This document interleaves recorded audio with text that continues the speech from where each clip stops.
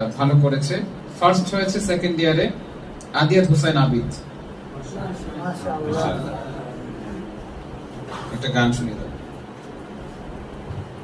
আসসালামু আলাইকুম রাহমাতুল্লাহি ওয়া বারাকাতুহু।